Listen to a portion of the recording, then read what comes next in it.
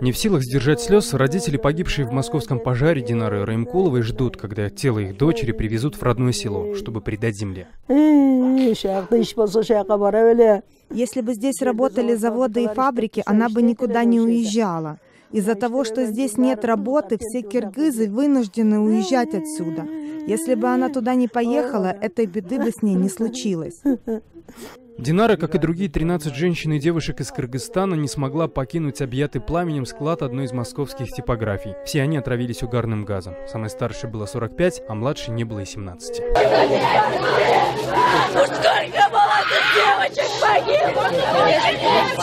Кыргызские мигранты, находящиеся в России на нелегальном или полулегальном положении, гибли и до этого. Вынужденные ехать на заработки не от хорошей жизни. Вдобавок к другим проблемам, они стали целью скинхедов и националистов из-за другого выреза глаз.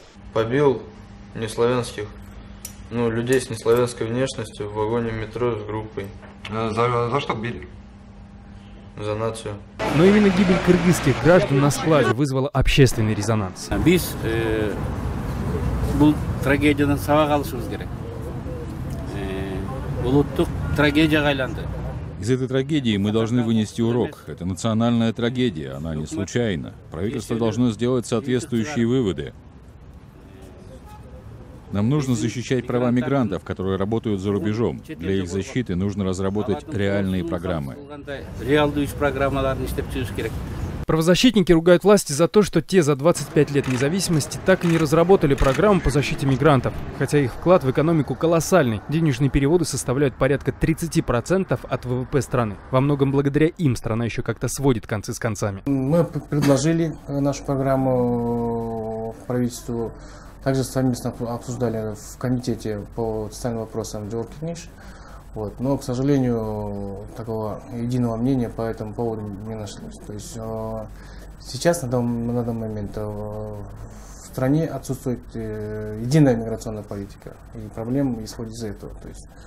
По информации специалистов, работающих с мигрантами, только за последние 5 лет в России по тем или иным причинам погибли около 1500 кыргызских граждан. Государство сейчас погрязло в своих внутренних государственных проблемах. И за рубежом, то есть они решают внутренние вопросы, скажем, по социальной части сферы экономики, скажем, а пока до наших соотечественников, которые работают за рубежом, у них руки не доходят. В свете бурных дискуссий вокруг трагедии руководство страны даже соболезнования родным и близким выразило по-особому. Власти пообещали оказать материальную и психологическую помощь семьям погибших. В связи с гибелью наших граждан на складе типографии в Москве в Кыргызстане объявлен траур. Государственные флаги приспущены, отменены все развлекательные мероприятия. В ближайшее время ожидается прибытие на родину спецборта с телами погибших. Шавкат Тургаев, Улан Асаналиев. В настоящее время Бишкек, Кыргызстан.